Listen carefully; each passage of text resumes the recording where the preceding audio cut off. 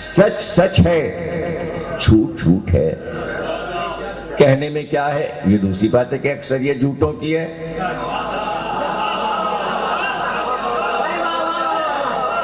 دیکھیے جھوٹ بولنے والا بھی یہ کہے گا کہ جھوٹ بری چیز ہے، یہ ہے حق کی فتح، اسی لیے تو آل محمد اب تک جیت رہے ہیں۔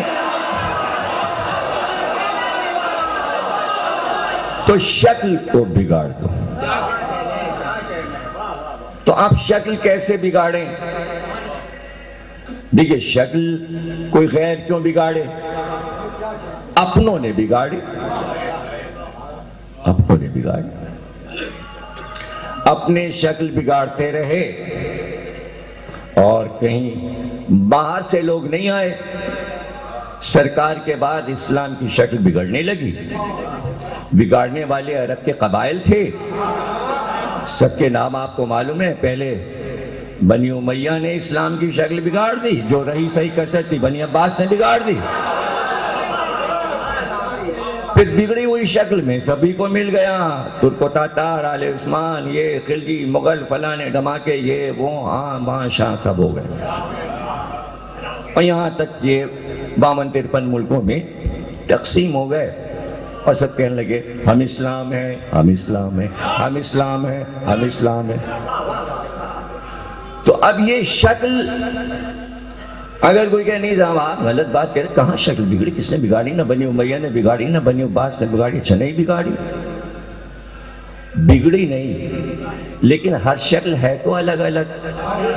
سعودی عرب کے اسلام کی شکل کیسی ہے، اور یہ دبئی کے اسلام کی شکل کیسی ہے، اور یہ مسقط اور شارجہ اور یہ بحران اور یہ شام اور یہ اردن اور یہ شکلیں الگ الگ شکلیں کیوں اسلام کی؟ کیا ہے یہ؟ عراق ہے، پھر افریقن ممالک دیکھ لیجئے کیا کیا شکلیں ہیں،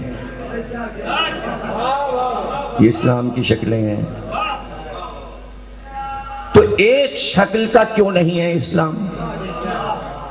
ان کا ساتھ بگاڑی اتنی گئی کہ وہ لیجئے آ گئے، وہ بگاڑی تک گئی تو ہم کہہ رہے تھے، یہ تو ہم کہہ رہے تھے کہ یہ شکلیں بگاڑی گئیں۔ تو سوال یہ ہے کہ ایسا ہوا کیوں؟ ایک شکل پہ اسلام کیوں نہ رہا؟ اتنے رنگ کیوں ہو گئے؟ اتنے فرقے کیوں ہو گئے؟ اتنے مشرق کیوں ہو گئے؟ اتنی فرقیں کیوں ہو گئیں؟ یہ کس وجہ سے ہوا؟ یہ غیروں نے آ کے کیا، باہر والوں نے، عیسائیوں نے کیا، یہودیوں نے کیا، کہ مسلمانوں نے خود کیا؟ تو پتہ چلا شکل خود بگاڑتے ہیں۔ اب تاریخ نے لکھ دیا کہ شکل بگاڑی اسلام کی انہوں نے، اپنوں نے، اور یہ قبائل تھے، یہ ملک والے تھے جنہوں نے مست کر دیا، اور پھر وہ ختم ہو گئے۔ جب وہ ختم ہو گئے تو شکل بگاڑنے والے ختم ہو گئے، رہے نا۔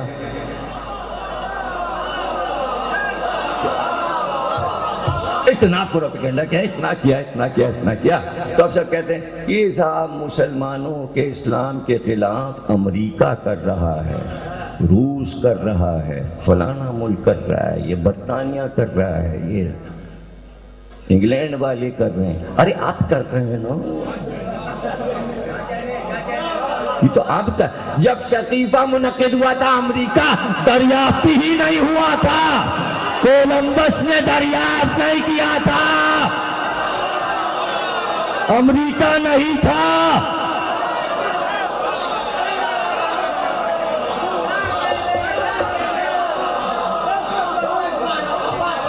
امریکہ کو دریافت ہوئے 250 برس ہوئے ہیں، سقیفہ کو 1400 برس ہو گئے۔ اگر اس وقت امریکہ ہوتا تو آج تاریخ میں لکھا جاتا ارے صاحب سقیفہ میں امریکہ آ گیا، ویٹو پاور ہو گیا، یہ ہو گیا، وہ ہو گیا۔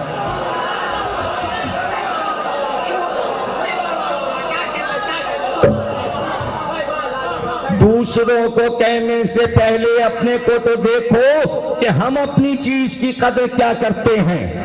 یہ سب باتیں چھوڑ دو، رسول کہہ گئے تھے کہ تم میں اہل بیت کو چھوڑے جا رہے ہیں، تو یہ بتاؤ بعد رسول اہل بیت پہ مظالم یہودی نے کیے، عیسائی نے کیے یا امت نے کیے؟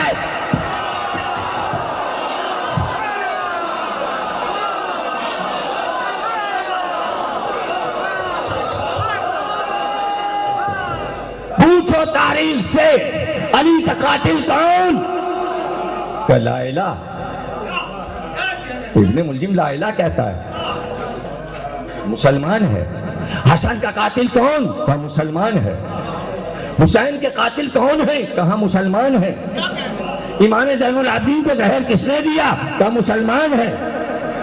ارے کوئی تو کہو کہ کسی عیسائی نے زہر بھجوایا یا یہودی نے قتل کیا۔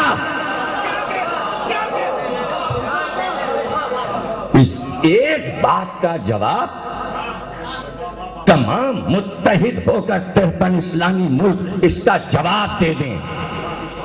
ایک بات چھپا دو، ہاں چلو چونکہ کربلا بہت مشہور ہے، کیونکہ کچھ محرم میں رونے والے ماتم کرنے والے نکلتے ہیں تو ایک سال کے لیے پھر واقع حسین تازہ ہو جاتا ہے، تو اس پہ زیادہ وقت صرف کر دو۔ ارے یہ جو رو رہے ہیں نا، انہوں ہی نے مارا ہے۔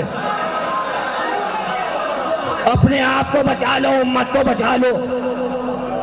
ارے پھر تم نے وہی کہا ہیں تو یہ بھی لا الہ والے، یہ تو نہ کہہ سکے کہ غیر قوم نے مارا۔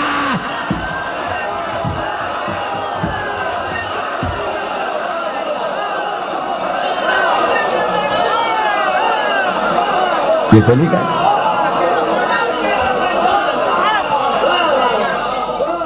اور بات تو تب تھی مزے کی بات آئی زبان پر کہ جس وقت فتویٰ لکھا گیا کہ شیعہ کافر ہیں تو یہ کہتے کافر کہتے کہ یہ حسین کے قاتل ہیں اس لیے کافر ہیں۔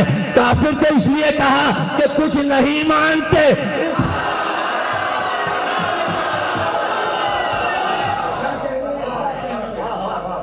ہم عذاب لائے، طوفان لائے، قوموں کو فنا اور تباہ کر دیا۔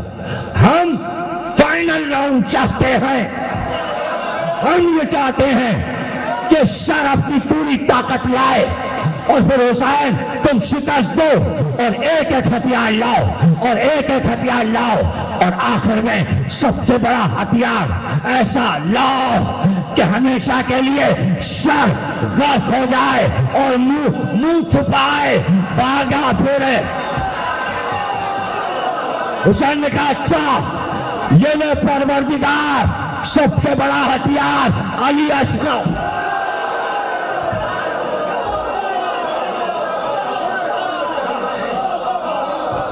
اب سر منہ دکھا لے، دکھا لے۔ تو حسین نے آواز دی۔ اب تک سر نے اقرار نہیں کیا، اب اقرار دیکھنا۔ تو پھر دنیا نے دیکھا کہ یزید مر گیا 3 سال کے بعد اور بیٹا تخت پہ لایا گیا اور اس نے پکار کر کہا یہ تخت نہیں چاہیے۔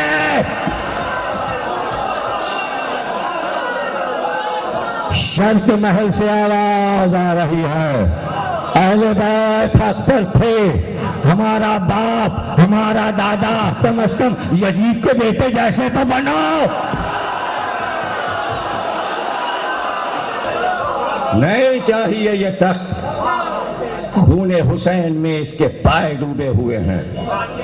میرے باپ نے حسین کو پریشان کیا، وہ حق پر تھے۔ میرے دادا نے علی کو صفین میں پریشان کیا، علی حق پر تھے۔ میرے پردادا نے محمد مصطفیٰ کو بدر و احد میں پریشان کیا۔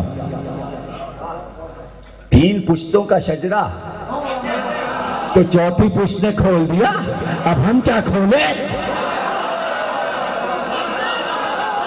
تو پکار کے کہو سودا کا مصرع، اس گھر کو آگ لگ گئی، اس چراغ، اس گھر کو آگ لگ گئی گھر کے چراغ سے۔ بس یہ مصرع یہی ہے، بنی امیہ کا قصر جلایا بنی امیہ کے چراغ نے، اور نبوت کا چراغ سید سجاد کائنات میں روشنی پائے. وہ شر ہے یا خیر ہے؟